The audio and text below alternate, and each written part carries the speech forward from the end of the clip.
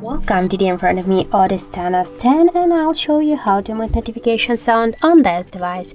So let's first open the settings application, and after that tap here on the sound section.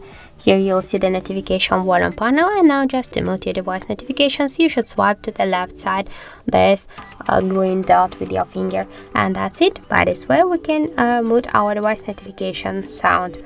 Also, we have the second way how we can do that. Just first press up or down volume button of your device, that doesn't matter, and then just click here on the settings. Will launch the same sound settings, and by the same way you can also mute your device notification sound. So that's it. Thank you for watching, and if you find this video helpful, don't forget to leave a like, comment and to subscribe our channel.